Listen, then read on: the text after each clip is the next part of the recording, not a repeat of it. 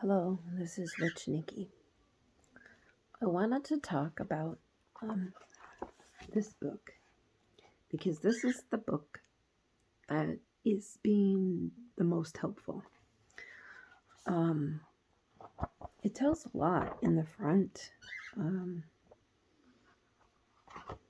how tarot works, understanding, getting started with the tarot. And so what I've done for today, and I'm going to pick randomly, and I did, and I've picked from this deck, and then I picked the same card from this deck. This one right here. Okay. And this one. So this is from the Before Tarot.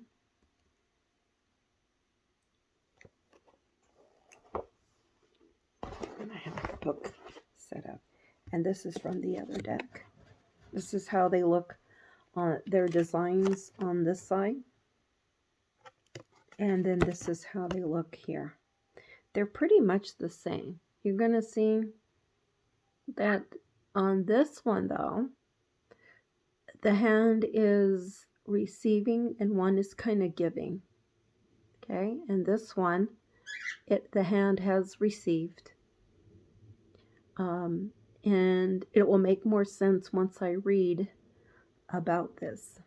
But I wanted to show you, and there's so many different cards. You can even create your own. So I wanted to go into that today. So I'm just going to set those up there. And then I'm going to show you how they look here in this book. They look mostly like this one. See, the hand has received. And this is more like the hand above is giving to the person, the hand below. So remember those. And either or is fine. And then you're going to see some that are going to look a little bit different. I'm showing this in here because I'm doing the video first. And I'm going to post it. So it's a little bit long. If you don't have time for this video, it's okay. If you've watched it up to now, thank you. So, the Ace of Pentacles. A prosperous new beginning is unfolding for you. Be open to receiving gifts from the divine. So, I think that's represented more right here. As you can see that the hand from above, meaning the divine, and the person, the hand below, is receiving. This one is also, could be, like representing the same. It's kind of like giving, this hand from the cloud representing the divine, giving the gift.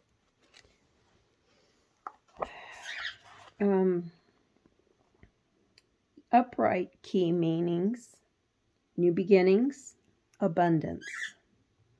The reverse sign, and reverse means if it comes upside down like that, and you've laid the cards down, and you pick it up and it's upside down. That's reversed. So the meaning is delayed abundance. So if you were expecting something to come, it's going to be delayed. Don't give up hope. The numerology, which I have not really gotten into yet, is 1, new beginning, the individual. The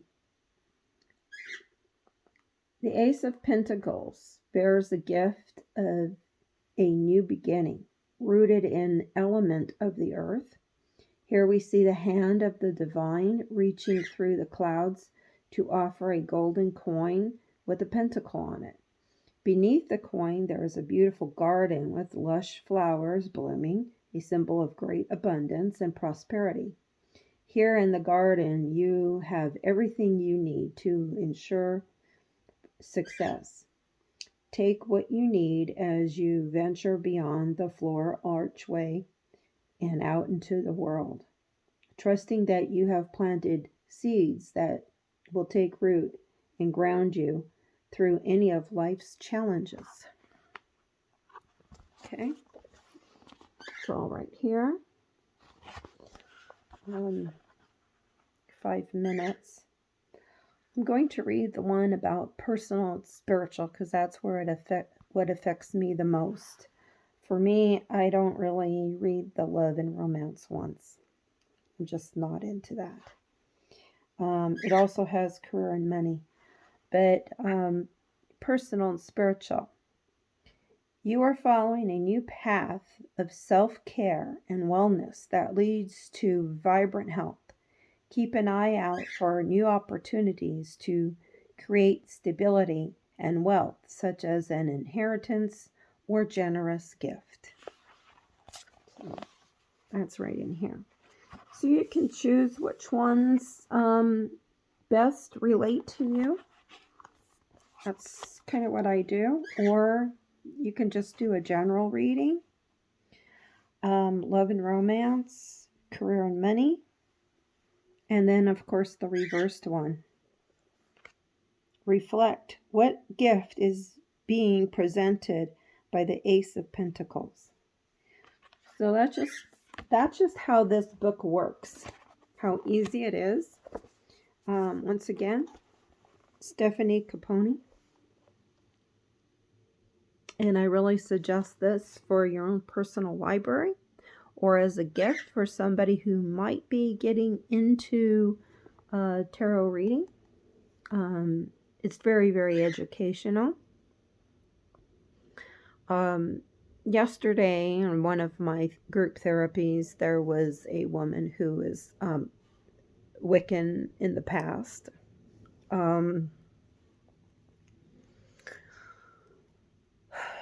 And she was saying how when we do a card pulling, the areas that we do it in should be cleansed and protected.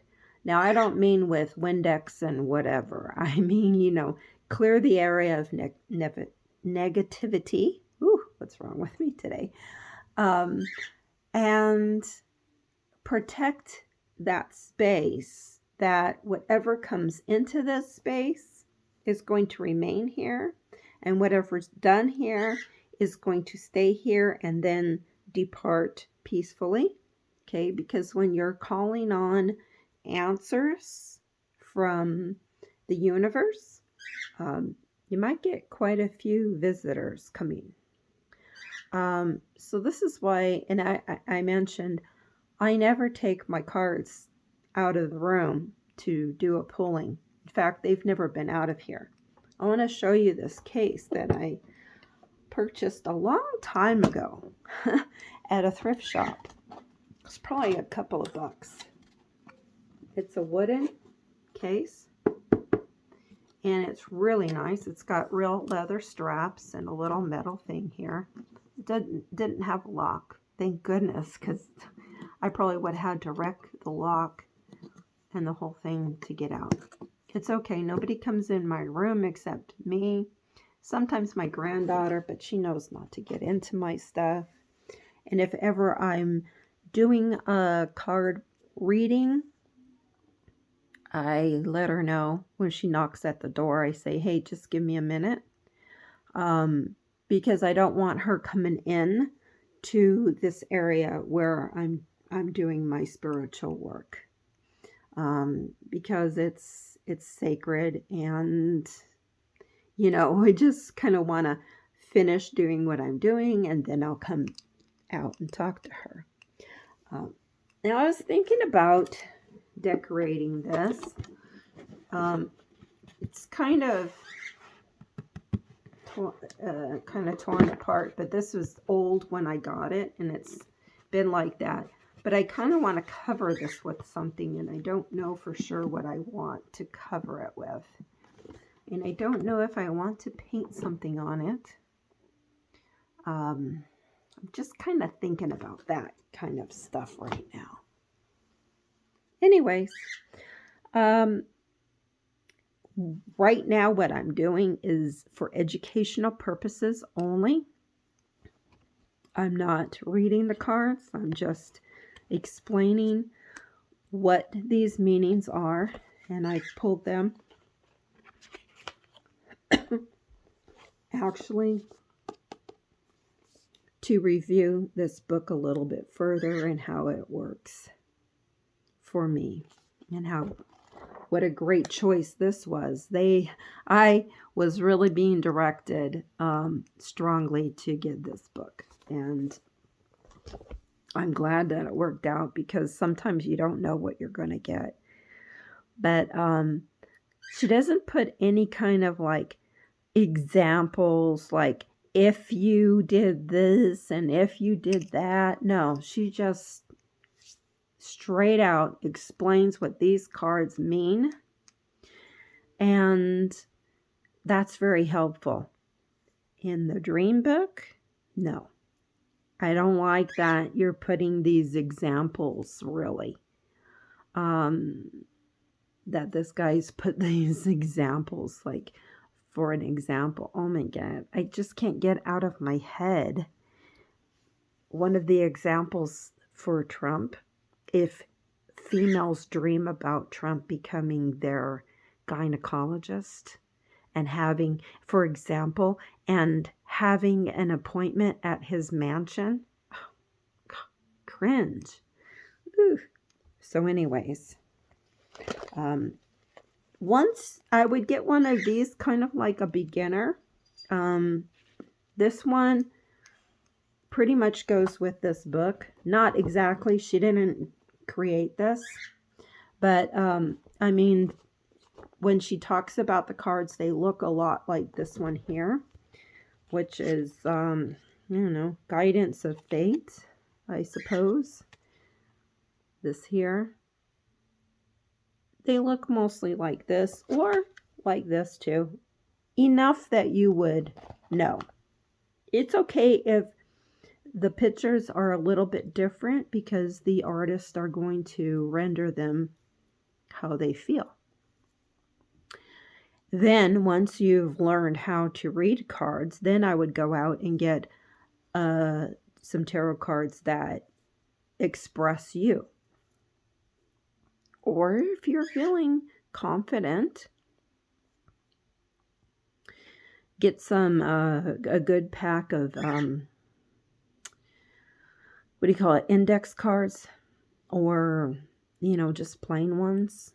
And you can even write like the picture on one side, like this, whatever you want. And then on the other side, on the lined side, you can put down what they are. So they could be kind of like a beginner's deck for you. And if you're not good at drawing, just write what it says. And do your best. I mean, if you wanted to, you know, so you could go through and do that. Write a few notes on what it means to you. And that way you can learn as you go. So have a great day. Thanks for watching.